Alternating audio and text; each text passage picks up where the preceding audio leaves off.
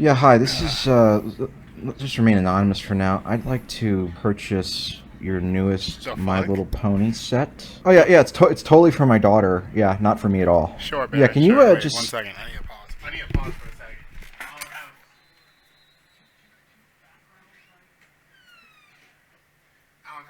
I don't have a wireless headset. I don't got a wireless headset, so I gotta pause for a second. Wait a second. Just make sure that it has Twilight Sparkle and Applejack and Pinkie Pie and Fluttershy, Rainbow Dash, Princess Luna. Yeah. I only know those names because of my daughter. She talks about it all the time. Okay, great.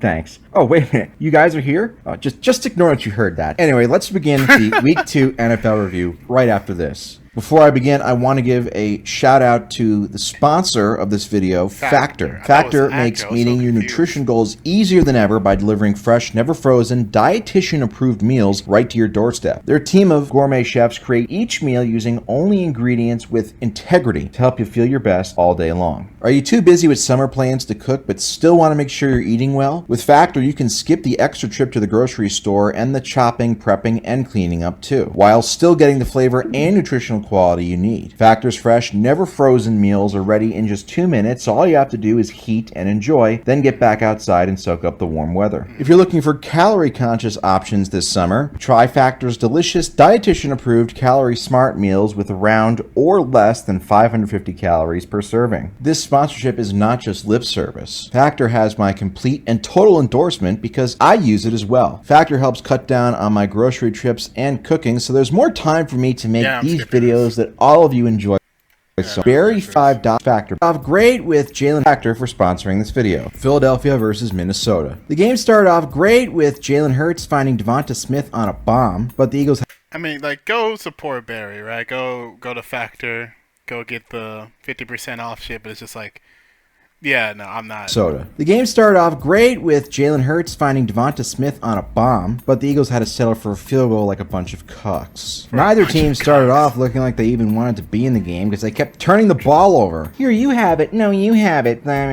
Pretty disgusting to watch. Minnesota scored the first touchdown on a Kirk pass to hard worker TJ Hawkinson. It was around this time that the Eagles stopped messing around and started to run the ball literally every play, with the occasional pass mixed into A.J. Brown. The drive, carried by DeAndre Swift, eventually ended with another tush-push touchdown by Jalen Hurts to take a 10-7 lead. Now's about the time where Kirk Cousins would lead his team to a touchdown to retake the lead going into half. Oh, no, there's Justin Jefferson fumbling the ball out of the end zone. Typical Kirk Cousins luck. What are you going to do? Jake Elliott then pounded a 61-yard field goal to give the Eagles a 13-7 lead at halftime. Silly Kirk told his left tackle to not block the defensive end, which caused a forced fumble, setting up an easy Eagles score to make it a 20-7 game. The Eagles extended that to 27-7 when the no-good, very bad Jalen Hurts threw a terrible touchdown pass to Devonta Smith. The Vikings had a fake little comeback on back-to-back Kirk touchdown passes to make it 27-21 that also inflated his numbers. But Jalen Hurts said not today and led an impressive long touchdown drive capped off by a DeAndre Swift touchdown run to go. I can still hear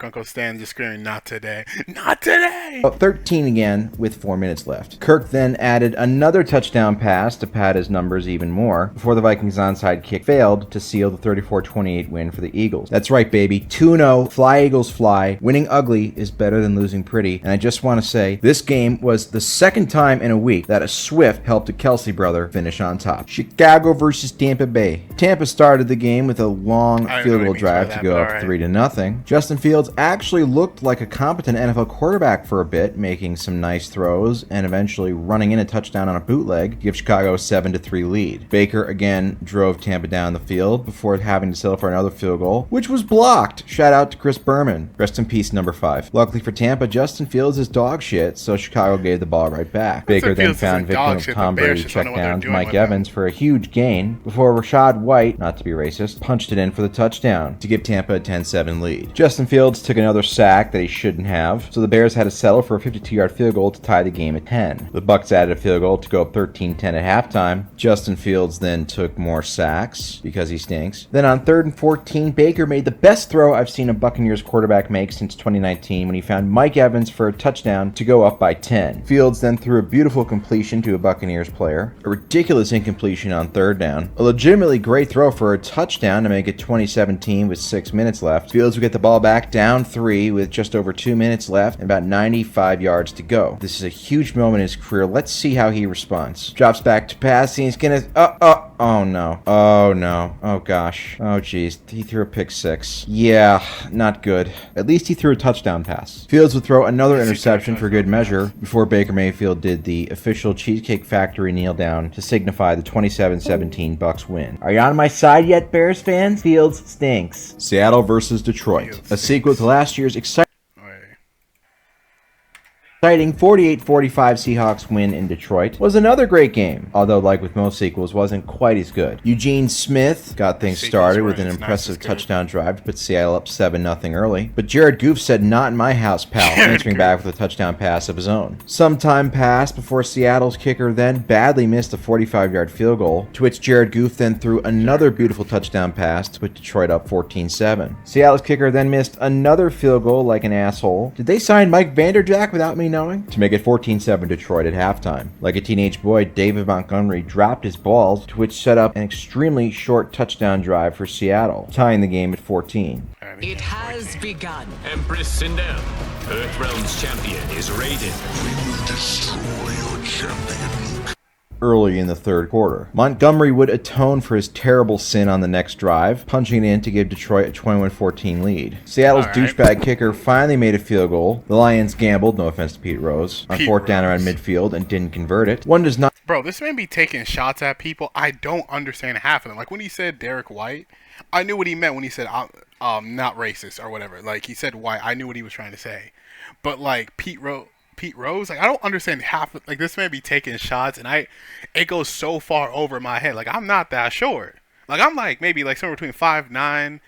I'm somewhere between I'm like somewhere between like 5'11" and like 6'2". I'm not that short, but this shit be going higher than Shaq over my head. Like goddamn, like I just don't know what the fuck he's on about. Not simply give Eugene Smith short fields and lives to tell about it. Gino would find Tyler Pop Lockett drop it for a score to go up 24-21 early in the fourth. Unfortunately for Detroit, Jared Goff turned into Justin Fields. I swear, him and Chisel Adonis be coming up with some of the dumbest of jokes. I swear to God.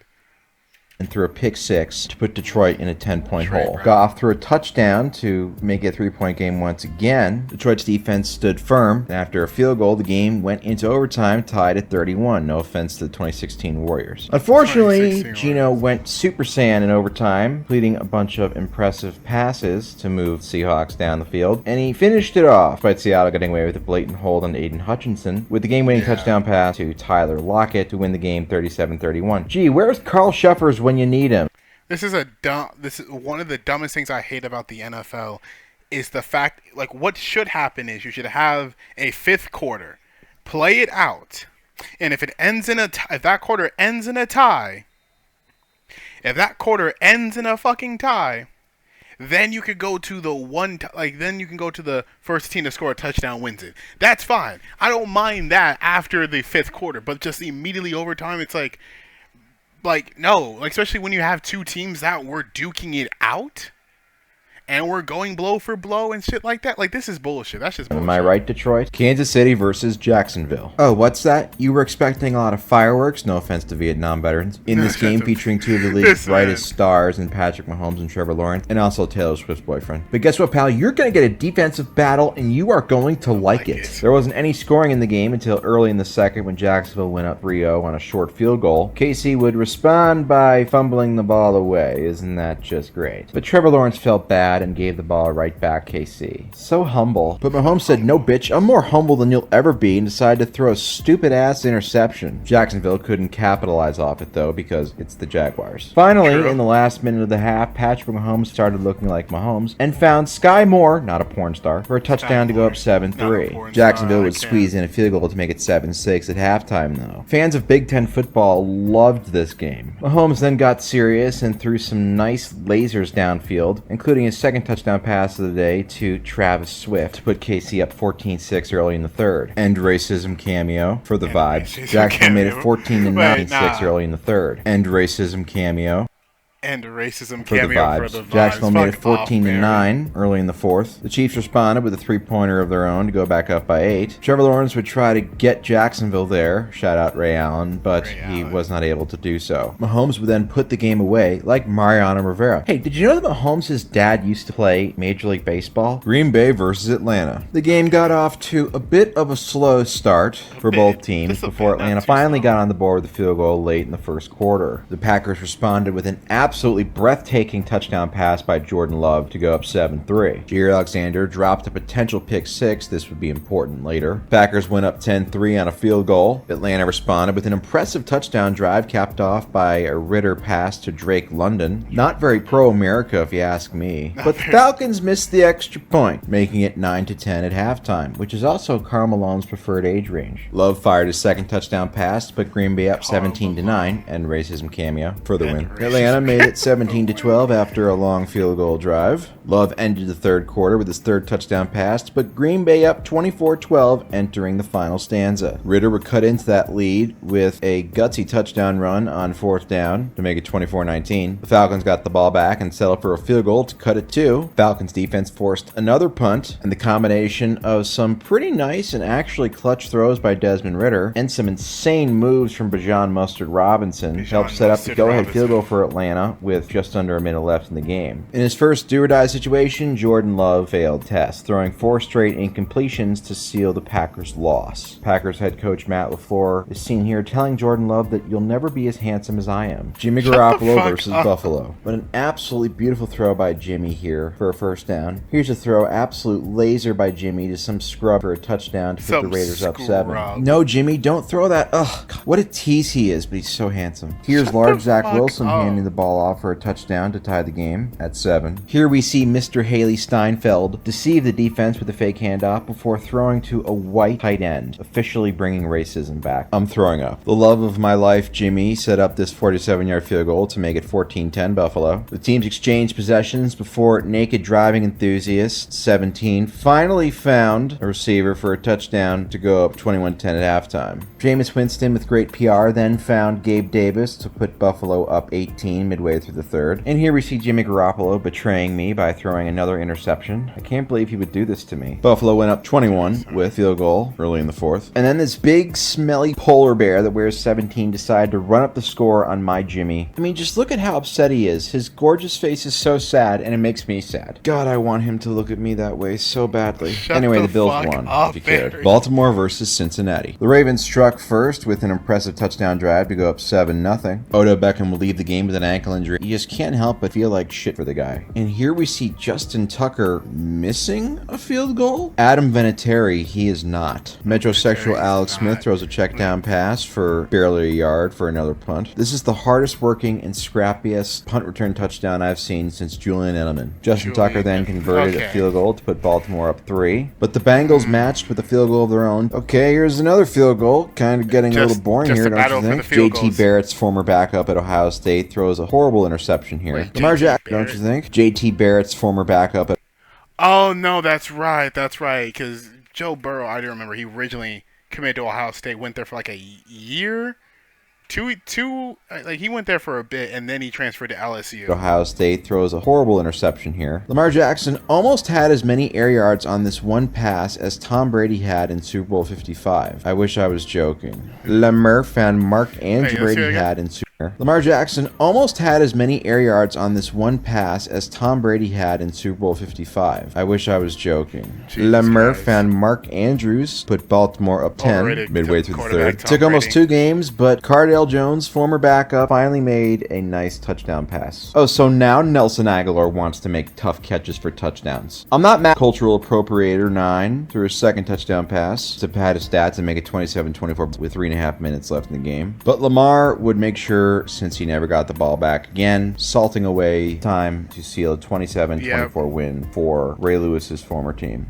LA Chargers versus Tennessee. The game got off to a slow start with LA taking an early 3-0 lead on a field goal. Justin Herbert tripped over his own dick, but they still converted the 4th and 1, which led to an insane touchdown pass by Herbert and a plus-size friendly 2-point conversion put LA up 11-0 early in the second quarter. Tannehill finally whipped his dick out and said, "How you like this?" completing a gorgeous throw downfield, which led to a Derrick Henry touchdown to make it 11-7. Herbert said, "Anything you can do, I can do better," but it only led to a field goal to make it 14-7 with Rary before Tennessee added a field goal to make it 14-10. Tannehill then had a sneaky athletic quarterback option run for a touchdown to put Tennessee in the lead, but Herbert then did what Herbert does, throwing another touchdown to answer right back to give LA a 21-17 lead. Tannehill then said, "Tom Brady? Never heard of her," before unleashing a deep ball and an amazing touchdown throw to go up 3 with 2:20 left. Herbert went into check down mode and moved the ball downfield for the Chargers, and it looked like he might have a chance for the go-ahead touchdown late in the game, but he took a sack, and so they had to go into overtime. LA got the ball first in overtime, but Herbert went flaccid, and the defense couldn't hold up, as Tennessee then kicked the game-winning field goal to win 27-24. Justin Herbert has now started 52 games in the NFL and is 25-27. Shout out to future started 52 games in the NFL and is 25-27. Tyrod Taylor, Matt Castle, Baker Mayfield, Ted Bridge H2O, Carson Wentz, Mitch Trubisky, Andy Dalton, and Mark Sanchez. I will say, it's only reason Justin Herbert's like this is because he's with the Chargers. The Chargers can't have nice things. They just can't. The Chargers just can't have nice things. Shout out to future ex-Chargers. I want to say everyone here has had more recent playoff success than the Chargers have. Chargers head coach Brandon Staley. Indianapolis versus Houston. Big Tony took out his do-it-yourself kit, giving Indy a 7-0 lead. That's my large adult son, right? CJ Stroud fumble alert. Big Tony then ran for his second touchdown in the first quarter to put Colts up 14-0. CJ Stroud then actually did something good, cutting the lead to 14-7. My large adult son suffered a concussion and had to miss the rest of the game. I'm throwing up. The Colts made it 21-7 on a touchdown run. The Texans then cut that to 21-10. Then the Colts went right up by 18 on a touchdown from Minshew to generic tight end number 83. Colts added a field goal in the third to go up 21 entering the fourth. Props to D'Amico Ryans for this heroic field goal attempt down 21 with 13 minutes left. It was at this point that CJ Stroud went into stat padding mode, throwing a touchdown to cut it to 11 with about 10 minutes left. He had the Texans in position to make it a one-score game with about 3 minutes left, but unfortunately somebody left the door open and the wind blew the field goal wide left. Throw the ball away, CJ. Don't hurt your stats with a sack. San Francisco versus LA Rams. We start off with the hardest working and sexiest touchdown run of the week by Christian McCaffrey. God, I'm so wet. The two teams then did a ritual known as exchanging field goals. This is unique to American football. Stat Padford then threw an absolute laser for a touchdown to tie it at 10. The Rams even had a momentary 7-point lead just before halftime after a touchdown run, but it wasn't meant to last, as Brock Purdy Good, get it, scored a touchdown on the final play of the first half on a quarterback sneak, heroically risking his life in the process. The game turned late in the third on this Stafford interception. Not his fault. Hey, Mike Vanderjagt, this is what a clutch field goal looks like. Sorry, Colts fans, I had to do it. 49ers defense got to Stafford, and then Brock Brady, quote-unquote, threw a touchdown pass to Deebo Samuel, put San Fran up 10. The Rams made it a one-score game on a field goal and had the ball down 7 with a chance to tie the game, but then Super Bowl winning quarterback Matt Stafford, yes, that's a real sentence, threw a terrible interception. 49ers made it a 10-point game, and the Rams never threatened and again before kicking the saddest field goal of all time to end the game in a 30-23 49ers win. Dallas versus New York Jets. Dakota Fanning threw a touchdown pass to put the Cowboys up 7 early on. Fleece Johnson, number 11, got to Zach Wilson for a sack. The Jets offense could not get anything going. That was until midway through the second quarter, down 10, when not Aaron Rodgers found Garrett Wilson for a long-ass touchdown to make it 10-7. The Cowgirls would respond with a touchdown and a 2-point conversion to go up by 11 before the Helicopters made a field goal to make it an 8-point game at halftime. The Cowboys made it a 2-score game on a field goal for a Dalvin Cook fumble, set up Dallas with a short field, which they used to make it a 14-point game. Zach Wilson kept doing Zach Wilson things. Cowboys kicked another field goal to make it 3 scores. At this point, Wilson decided to try showing off for all the MILFs in the stands, but it resulted in an interception, which turned into another field goal. Oh, look, there's Fleece Johnson sacking Wilson yet again. You know what? I don't mind this interception by Wilson because he's throwing the ball deep like a man instead of throwing a check down like a pussy. Now, this one fucking pissed me off because that's a check down. If you're going to throw check downs, at least make sure you're not throwing interceptions. This turned into another field goal. Oh, look, there's Fleece Johnson sacking Wilson yet again. You know what? I don't mind this interception by Wilson because he's throwing the ball deep like a man instead of throwing a check down like a pussy. Now, this one fucking pissed me off. Yeah, that's a check down. Also, Wilson, again, because he's throwing the ball. He has him open. Why is he throwing here? He has, well, actually, the safety, no matter what, he's playing the field, but I feel like throwing it there would have been deep better. like a man instead of throwing a check down like a pussy. Now, this one. This is bad. Throw it here. He should have thrown it here. This was bad. This gets better. This is going to get more yardage. One fucking pissed me off because that's a check down. If you're going to throw check downs, at least make sure you're not throwing interceptions, bro. Anyway, the Jets lost 30-10. Congrats to Dallas on beating Daniel Jones and Zach Wilson. Wow. Rest in peace, Aaron Rodgers. New Jersey Giants versus Arizona. Oh, look, it's just another kicker failing at the only thing they're asked to do. It doesn't matter because cancer survivor James Conner scored a touchdown. And then Josh Dobbs scored a touchdown. And then Arizona made a field goal, and before you knew it, they're up 17-0. And then Daniel Jones threw an interception. And then Arizona was up 20-0. And everything seemed right in the world, but this is the Cardinals. In the second half, Jones found not Odell Beckham, and then ran for a score, which is the only thing he's good at for the Cardinals. Went back up by 21 on a touchdown and 2-point conversion. Premarital sex haver Saquon Barkley scored. I feel like Daniel Jones isn't like I really do believe this. I don't think Daniel Jones is as bad as he is perceived. It's just the offensive coordinator isn't using him correctly. Like, for instance, like the offensive coordinator, look at Alabama with like Jalen Milroe or whatever his name is. He's a mobile quarterback, yet they keep using him as a pocket passer. It's like you should build more on the run, focus on the run, and then have him throw Hail Mary bombs down the field. You'll be doing so much better. Same thing here. It's like focus on the run more. I get he probably isn't a true mobile quarterback, but you have Saquon and you have I forget another back, but you do have another running back.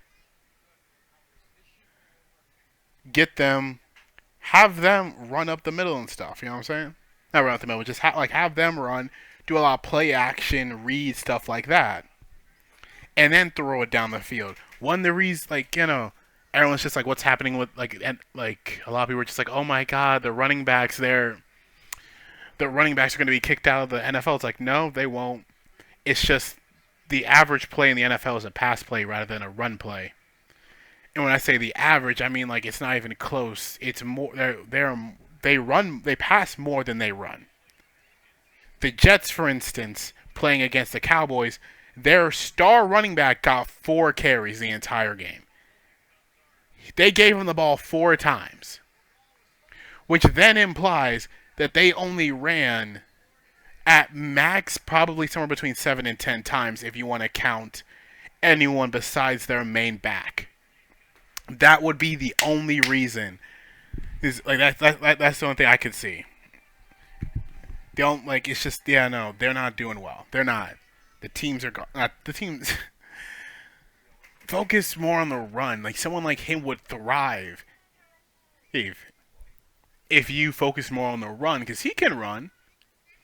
focus so much on Saquon Barkley. Next thing you know, he just like beats you down Scored the a field touchdown or to something. make it I don't 14 know. points. Cardinals offense stalled, and then Jones threw another touchdown to Barkley. Oh, look at this shit. A fucking check down on 3rd and 14. Somebody needs to be arrested for this. This is so fake. This is so fake. Oh my god. Another check. A fucking 2-yard pass on 3rd and 16. That came right out of your ass. Pure shit. Again, more fake stuff by a terrible quarterback. This game doesn't really count. I'm just saying it. The Giants won, but it's like beating up a Special Olympics team because the Cardinals are the worst team in the league. Oh, look, it's head coach Alex Jones. Washington versus Denver. Denver actually played an exciting football game, starting off with a touchdown run, and then an unbelievable deep ball from Wilson put them up 14-3 early. The first half of this game was the best that Sierra's husband has looked in a long time. Another touchdown pass put Denver up 21-3. They had the ball up 21-3, but then Wilson lost a fumble. Fat Baker Mayfield threw a touchdown on 4th and goal. 2-point conversion made it a 10-point game, and Washington made it a 1-score game with a field goal just before halftime. Howell then tied the game with a dime in the end zone where Jimmy Garoppolo once put his foot down against racism. Beautiful completion here from Wilson to the other team, but Washington could not capitalize on it as Denver retook the lead on a field goal, but that didn't last very long as Washington took the lead on a touchdown to go up by 4, and then Madden creative player Brian Robinson ran it for another score to make it an 11-point game with 7 minutes left. Denver had to settle for a field goal to make it an 8-point game. Washington gave them the ball back. Look at Wilson's little I'm a Washington fan, but I'm not gonna lie to you. I really wanted Russ to win,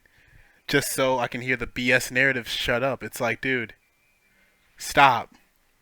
Just stop, please, for the love of God. It's so adorable. Wilson set up the Broncos in position for a Hail Mary, and nobody actually thought the shit would work, but my God, it actually did. This horrible throw ended up scoring a touchdown, keeping the Broncos alive, only needing a 2-point conversion. It only worked because the cornerbacks don't have hands. Also, Wilson should have thrown it here. In overtime, scoring a touchdown, keeping the Broncos alive, only needing a 2-point conversion. He should have thrown here. This is open. This is open. He should have thrown here. Overtime, and pretty blatant defensive pass interference was not called on Washington here. This is karma for the state of Colorado legalizing marijuana. Miami versus New England. Mac Jones taking a drive-killing sack.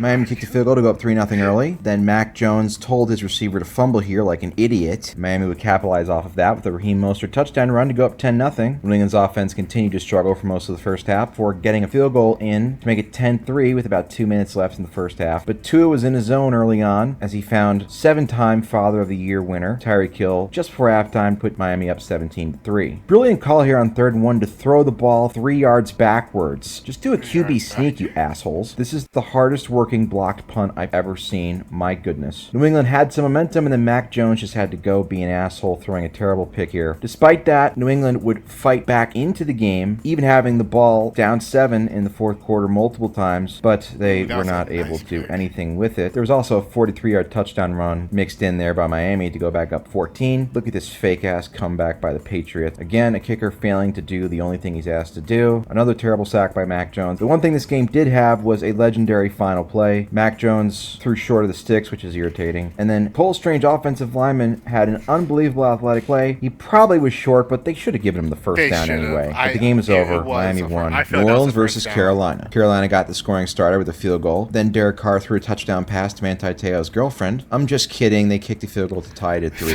Butt cheek catch alert. That led to a field goal to put New Orleans up 3. A lot of bad football played in this one. Here we see Derek Carr forgetting that you're not supposed to throw to the other team. Bryce Young committed a horrible strip sack deep in opponent territory, which killed another scoring opportunity. Somebody help, my car is broken down. Get it? Because his name is... Never mind. It's a bad joke. Holy crap. More points. Wow. I never thought I'd see it. Best play of the game right here. Chris Olave reaches out with one hand like he's giving a colonoscopy. It took almost 3 quarters, but we finally got a touchdown, giving New Orleans a 7-point lead. Oh, wow, it's 3rd and 16. Better throw the ball 15 yards short of the first down marker. Nice play by Bryce Young here, giving him the dead leg before coiling up like a baby, which is what I do every night when I think of my marriage. The effort only resulted in a field goal, though, keeping New Orleans ahead. Here's Derek Carr being a massive tease with his beautiful throw. Why doesn't he do this all the time? Saints capped off the drive with a rushing touchdown to basically seal the game, going up 11 with 3 minutes left. Hey, New Orleans, your defense has been dominant all game. What are you going to do now? We're going to play some prevent defense and soft shell coverages that give Carolina an easy scoring drive, and then a 2-point conversion to make it a 3-point game. Just brilliant stuff. Luckily for New Orleans, the onside kick was unsuccessful, and they hung on to win 20-17. Pittsburgh versus Cleveland. Sure, Deshaun Watson might be terrible off the field, but he's also terrible on the field, too? What? After Watson's touchdown pass to the other team, Cleveland got on the board to make it 7-3. Kenny Kittmans threw a terrible interception deep in his own territory, but it didn't matter because the Browns kicker whiffed on the field goal. Nick Chubb suffered a potentially career-ending injury, and this is the footage the official NFL YouTube channel put in the video. I did not edit this, I swear to God. Boo! Boo! No, I don't want to see this. Bills fans, you would have won the Super Bowl in 1990 if your kicker just did this. The Steelers giving the ball to their best offensive player, and they score a touchdown. What a novel concept. It didn't last long, though, because they gave the ball to Najee Harris on the 2-point conversion and failed, unsurprisingly. Captain America T.J. Watt making a powerful anti-rape stance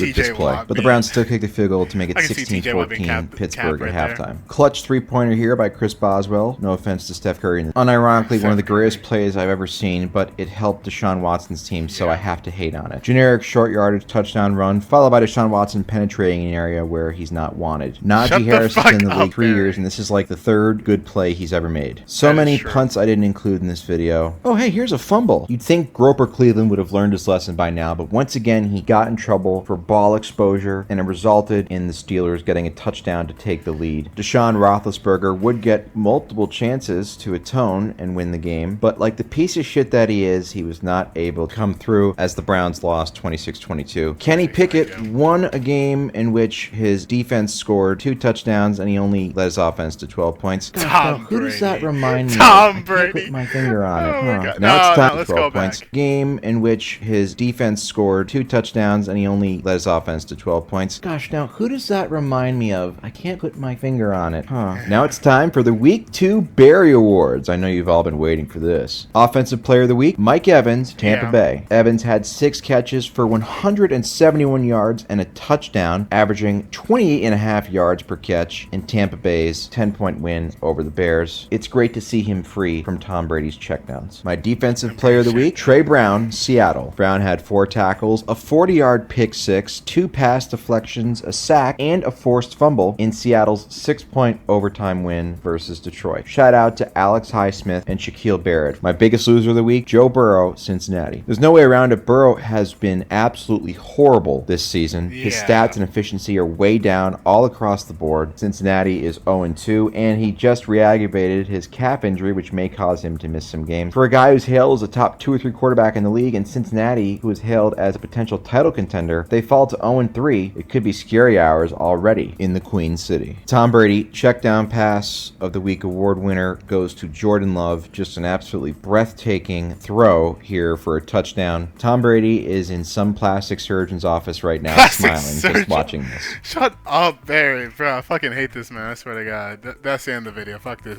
Fuck Barry. But yeah, no, go subscribe to him. Go watch his content. He's a very funny guy. For you. Nah, fuck. Are you close?